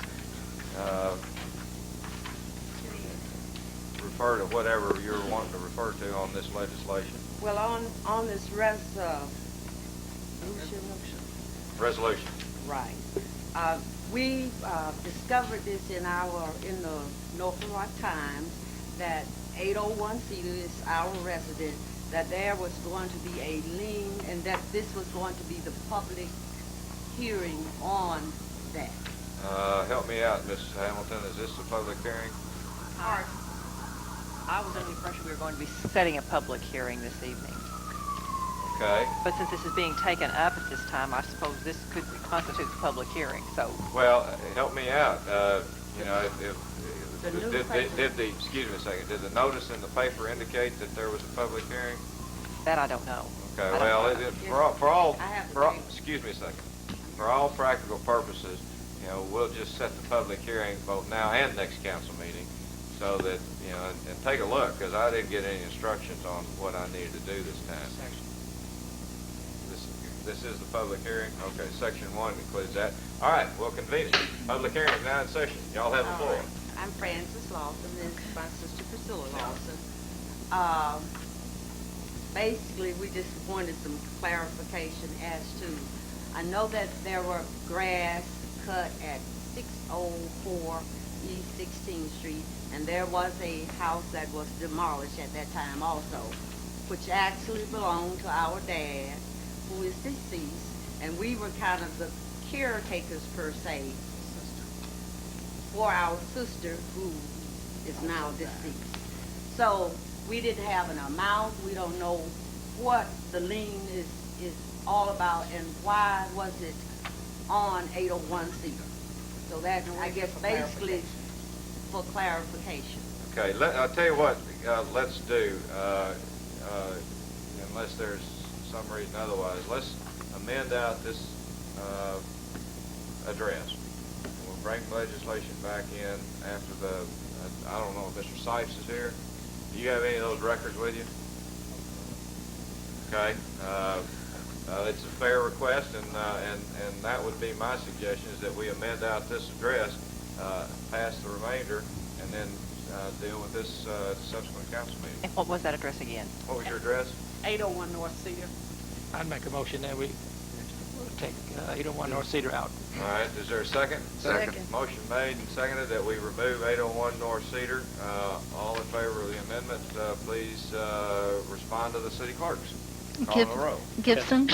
Yielding. Yes. Robinson. Yes. Thomas. Yes. Barry. Yes. Vestal. Yes. Height. Yes. Witcher. Yes. All right, what we'll do then is, with regard to that address, we'll be dealing, Mr. Sipes, raise your hand. You keep those records, don't you, or your shop does? Would you set up a time with Mr. Sipes and let him show you what his records reflect, and then we can deal with that at the next council meeting? Thank you. We're on the public hearing for these addresses. It's, microphone's open. Do you have a... Well, my name is James Scott, and I was wanting to know where you're gonna. There was more than just one address on there. Correct. Are we gonna assume that all of these? No, we're just going to deal with the addresses that people might want to comment on at this meeting. You got any you want to comment on? I'd like to get some comment on the one on Emily. What's your address? It was the reason I should express interest in this property is next to the church, to my church, and I'd like them to receive some consideration too, as the lady before me had mentioned, because I don't want just the lien to be thrown on it, and we don't know what it's going to be about. Sure. You need an address. I have a parcel number, but not an address. It's 5301 Last page. West Emily. Top of the page. All right, we'll sure do the same with you that we did with that last lady. At least I'll suggest that we do that. Do I have a motion? And any of the surrounding areas on 5300 Emily. No specific No. address. Okay. We can only deal with what's in front of us. Okay. I'll make that motion. Which one is it then? 5301 North Emily? Well, West Emily's the last page. Last page, top of the page. Dorothy Tucker. all right, the motion made that we amend this by removing the description of the home on Emily. Is there a second? Second. On the motion? Gibson. Yes. Yielding. Yes. Robinson. Yes. Thomas. Yes. Barry. Yes. Vestal. Yes. Height. Yes. Witcher. Yes. The microphone's still open. I still don't see where Emily was. Last That page. Last page, I thought I very was top. looking at the last page. Okay. Mr. Mayor, Yes, sir. it isn't pertaining to that address, my question. So is it open? It's open with regard to this legislation, with the homes. No, that are I on- just had a question about some prior legislation. No, sir, that's not what this Thank you. hearing is about.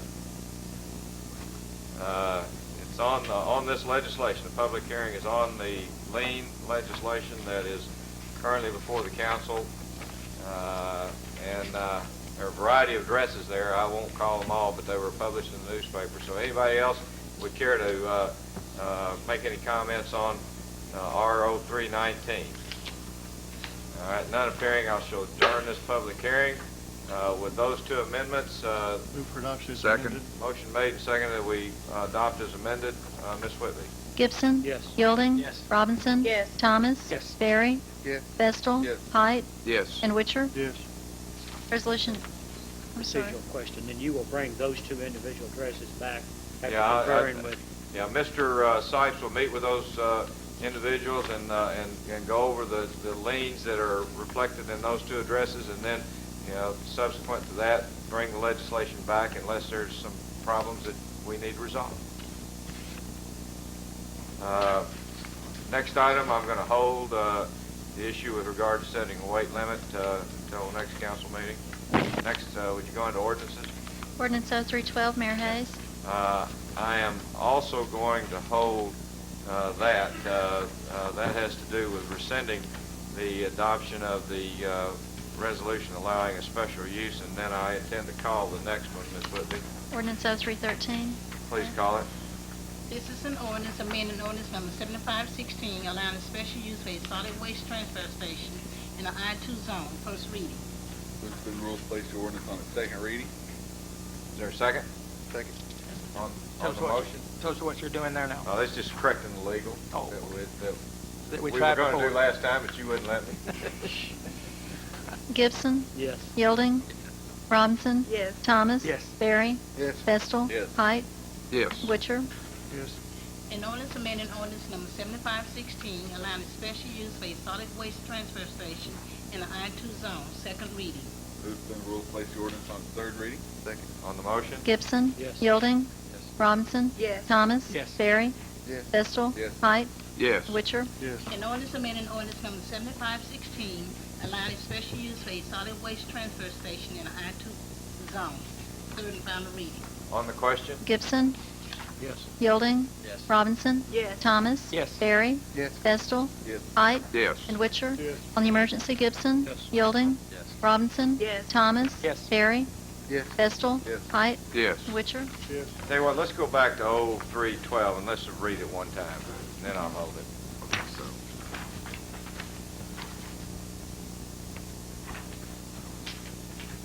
This is an ordinance repealing ordinance number 7516 adopted January 13, 2003, allowing special use for a solid waste transfer station in an I-2 zone. First reading. all right, now I'll hold it, and let's go to 0314. Okay. This is an ordinance allowing a special use for a plastic bottle manufacturing facility in an I-2 zone. First reading. I'd like to move the rules be suspended and placed on second reading. On the motion? Gibson? Yes. Yielding? Yes. Robinson? Yes. Thomas? Yes. Barry? Yes. Vestal? Yes. Height? Yes. And Witcher? Yes. An ordinance of allowing a special use for a plastic bottle manufacturing facility in an I-2 zone. Second reading. Again, move the rules be suspended and placed on third reading. Second. On the motion? Gibson? Yes. Yielding? Yes. Robinson? Yes. Thomas? Yes. Barry? Yes. Vestal? Yes. Height? Yes. And Witcher? Yes. An ordinance allowing a special use for a plastic bottle manufacturing facility in an I-2 zone. Third and final reading. On the question? Gibson? Yes. Yielding? Robinson? Yes. Thomas? Yes. Barry? Yes. Vestal? Yes. Height? Yes. And Witcher? Yes. On the emergency, Gibson? Yes. Yielding? Robinson? Yes. Thomas? Yes. Barry? Yes. Vestal? Yes. Height? Yes. And Witcher? Yes. That I concludes want the to agenda. acknowledge the business that was in reference to, Michael Joshua, J&M Products. I see Michael in the audience. This is going to his company, if reading of the reports is correct, acquired another company, and they're going to be moving that production facility to this plant. Michael, at one point I was inclined to appoint him to one of our committees, but we found out that the line between North Little Rock and Sherwood bordered his house on the wrong side, I'm afraid. So we're happy that his business is in our community. We're happy we're able to work with you and wish you great success with this additional endeavor. We know you'll continue to enjoy the working environment at North Little Rock, and we are glad you're here. Thank you. I think any council member have any comments? Mayor, I just have two. One of them, I promised these people it's not in my ward, but they asked me to bring it up. Justin Matthews and Lafitte, if they could do some paving there, they tell me there's some real rough there and it needs some paving. I don't know if there's anybody here from the street department or not. Well, They may- our city engineer, why don't you give us some description exactly where that is? I'm not sure. It's an intersection of Justin Matthews and Lafitte. I don't know either. They called me and I told them I'd be glad to mention it. They may have already taken care of it, but if not, I hope they will, because they've called me a couple of times on that. And then there's one other item, if I might. If Mr. Rhodes is here, I might ask him one thing here in regard to the golf course and what's taking place out there. I think we discussed if there was some kind of an agreement being considered on that. And right now, I don't think you had one at that time, did you? No, I still do not have an agreement. This is an item that will be discussed at the commission meeting. Could I give you the one that was given me, and you look at that and see if you could look at that and see who that might have come from? But if you could, I'd like to give you that. That's all I have. I commend the electric department for Saturday morning. Squirrel got real brave over on Mill Creek and got in a fight with a transformer, and y'all were out there in about 15 minutes. I have a question, though. Have we looked into any devices that would prevent that from occurring? Shotgun. Shotgun? And the Well, now, city shotguns are outlawed in Ward 4. Wait a minute, Alderman Heights got the microphone. If you got, Ms. Woodard, you got any response, go to the microphone, please. Yes, we do have cages that we put and other apparatus that we put upon our poles and transformers and so forth to try to discourage this. However, the more trees there are in your neighborhood, the more likelihood that suicide will be a chosen death for many squirrels and possums. Well, we could, if it had been a bigger squirrel, we probably could have had lunch on it, but he fried You himself. wouldn't want it, trust me. Anyway, no.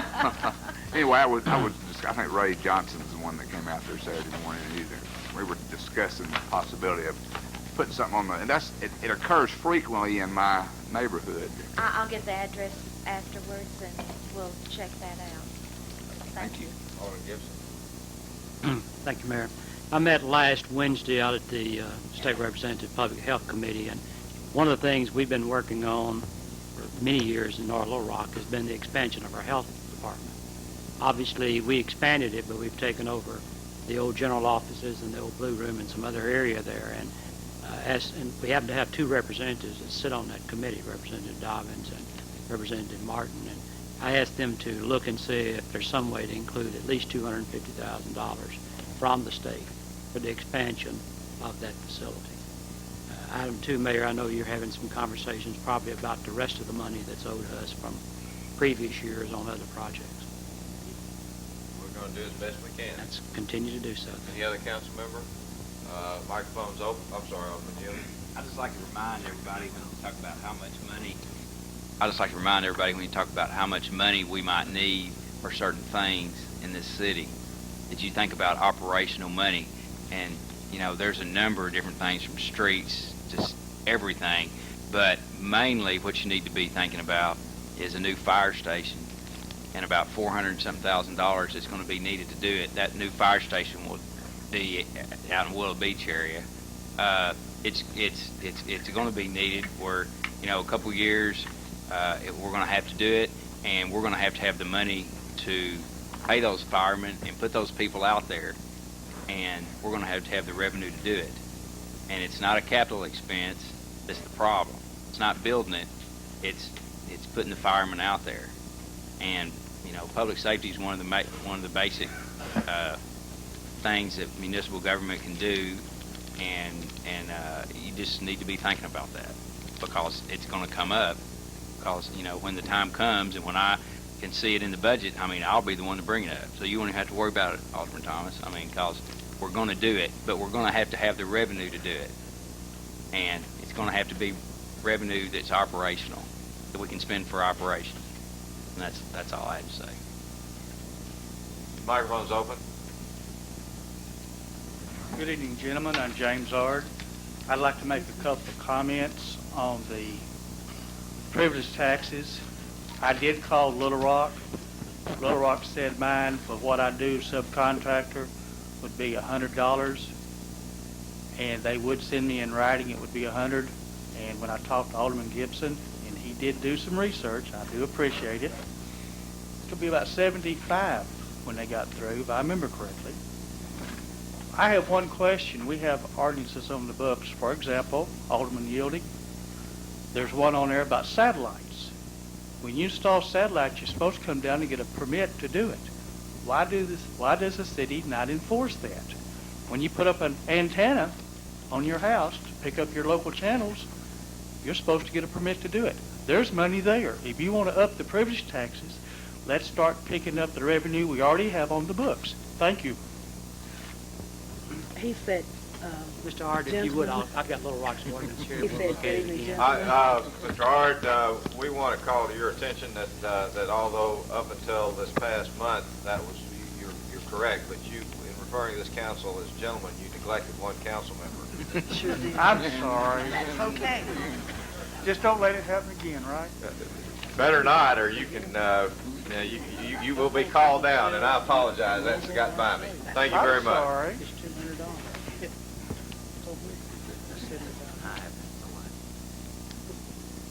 Good evening, Mayor or council members. My name is Bobby Taylor.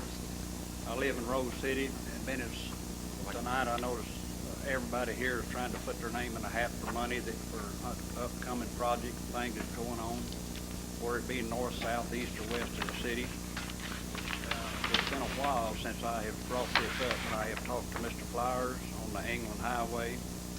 I've been there self-employed for 37 years in the same building. And where Protho comes over the railroad track, it comes to the England Highway. The highway has been resurfaced, but I've talked to Mr. Flyer, and I've also talked to the people of North Little Rock. I don't know whether they've changed or whatever, but I never did get both of them out there at the same time. One of the city says it's the state. The state says it's the city. But anyhow, where the water comes down the England Highway, from way down it, it comes across Protho Street, right there, across the England Highway, and comes right through my shop. And I have to wait, clean it out, before I can continue to do work. And there's another. I've been, like I said, been there for over 37 years, and I know that there's been people out there that's a lot longer than that. The sewer line runs behind us. It runs to the treatment plant, but nobody down there on the England Highway is hooked up to that city sewer. So I just like to get that on y'all's page, and sometime maybe in the back, sometime you open the back of the book and start, maybe y'all might accidentally see that and put us back in your schedule. Thank you. Do I have a motion? So moved. Second. On the motion? Mr. Reagan, I need to see it before you leave. Robert Gold. Yes. James, I want to show you what, I got Little Rock ordinance here. No. Now, what do you call yourself? No. No, you...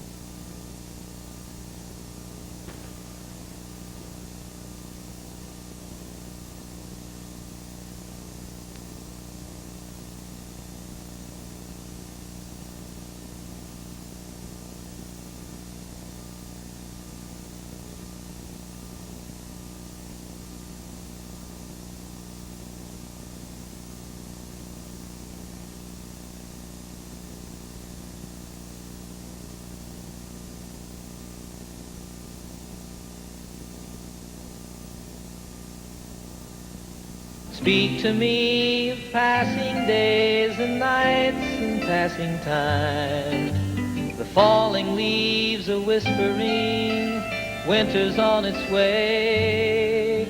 I close my eyes remembering the warmth of yesterday. It seems a shame to see September swallowed by the wind. And more than that, it's oh so sad to see the summer end. Though the changing colors are a lovely thing to see, if it were mine to make the change, I think I'd let it be.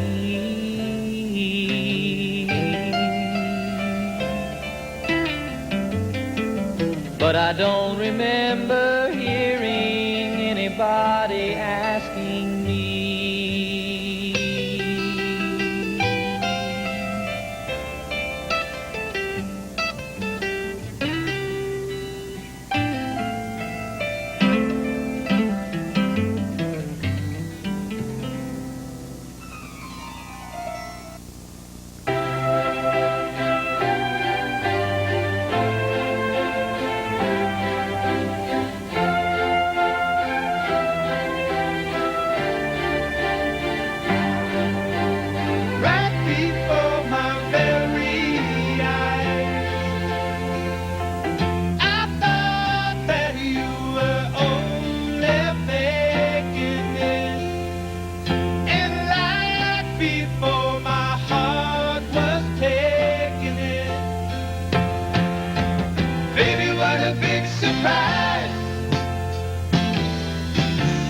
Before my very eyes, oh, oh, oh, oh.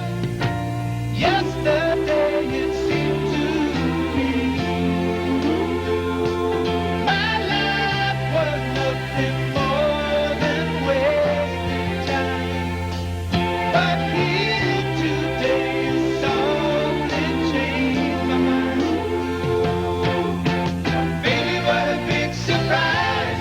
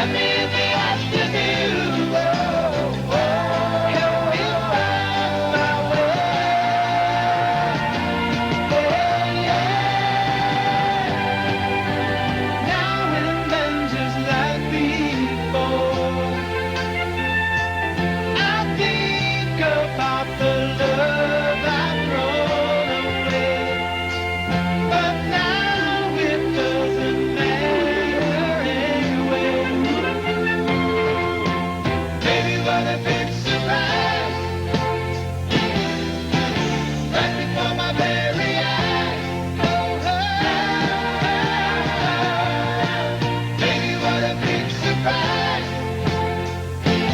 Right before my very eyes. Baby, what a big surprise. Right before my very eyes. Baby, what a big surprise. Right before my very eyes.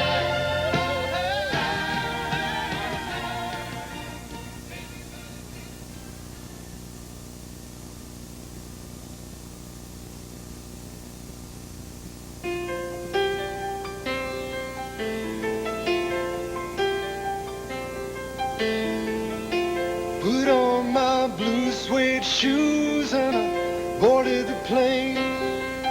Touchdown in the land of the Delta Blues in the middle of the pouring rain. W.C. Handy, won't you look down over me? Yeah, I got a first class ticket, but I'm as blue as a boy can be. Then I'm walking in Memphis, just walking with my feet 10 feet off a beam. Walking in Memphis, but do I really feel the way I feel? Saw the ghost of Elvis on Union Avenue, followed him up to the gates of Graceland, and I watched him walk right through. Now security, they did not see him, they just hovered around his tomb. But there's a pretty little thing waiting for the king down in the jungle room. When I was walking in Memphis, I was walking with my feet 10 feet off a beam. Walking in Memphis, but do I really feel the way I feel?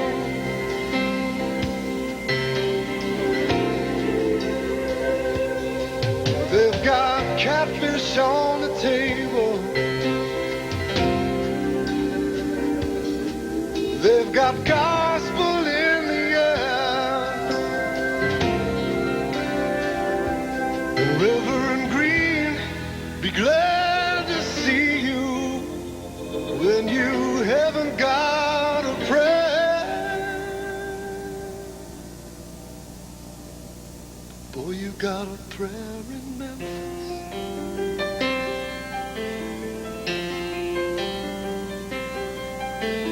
Now Muriel plays piano every Friday at the Hollywood, and they brought me down to see her, and they asked me if I would do a little number, and I sang with all my might. She said, tell me, are you a Christian child? And I said, ma'am, I am tonight. Walking in Memphis, was walking with my feet 10 feet off a beam. Walking in Memphis, but do I really feel the way I feel? Walking in Memphis, I was walking with my feet 10 feet off a beam. Walking in Memphis, but do I really feel the way I feel?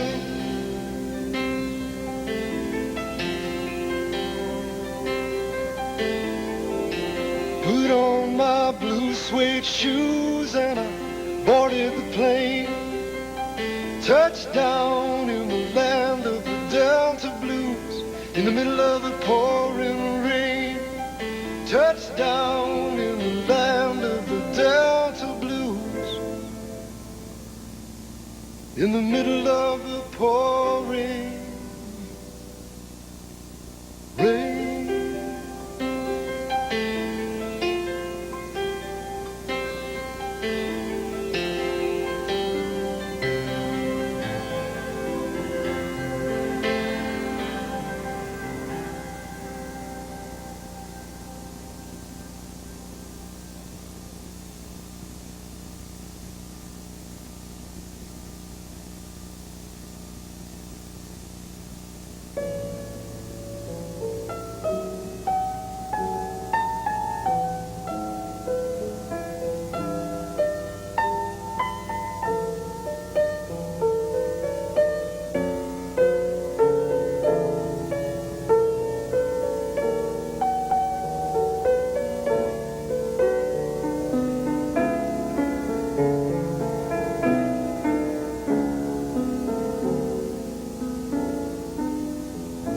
Tonight you're mine completely.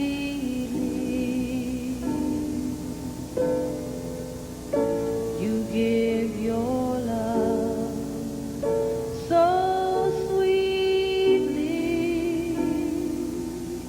Tonight the light of love is in your eyes. But will you love me tonight?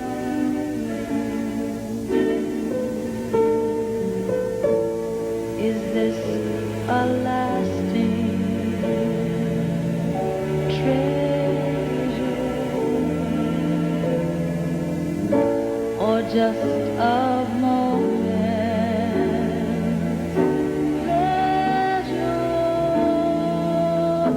Can I believe the magic in your sight?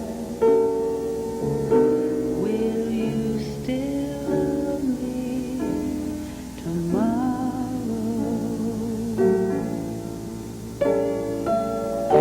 Tonight with words unspoken, you say that I'm the only one.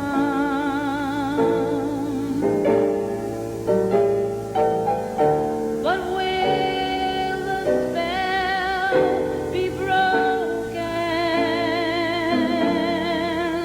when the night meets the morning sun? I'd like to know if your love is a love I can be sure of. So tell me now, and I won't ask again. Will you still love me tomorrow?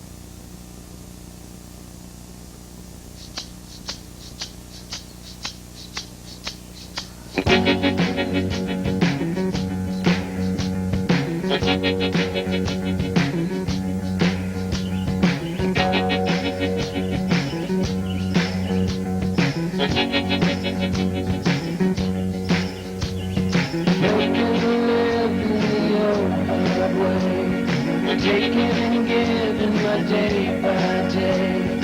I take snow and rain and the bright sunshine. Dragging the line. My dark sand meets purple flowers.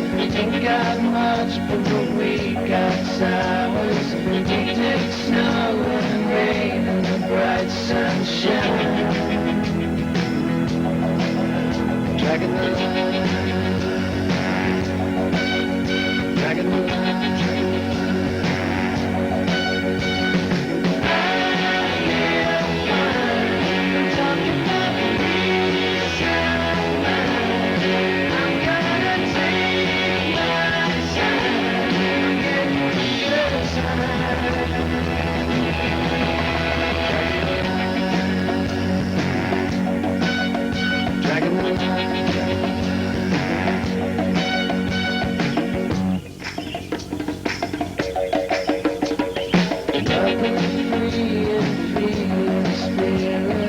hugging a tree when you get nearer. Predicting snow and rain and the bright sunshine. Dragging the line, dragging the line.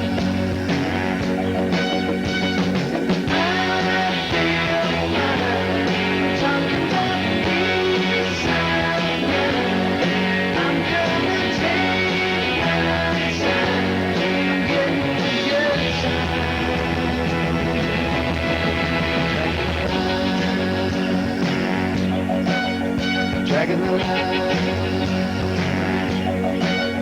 dragging the line, dragging the line, dragging the line.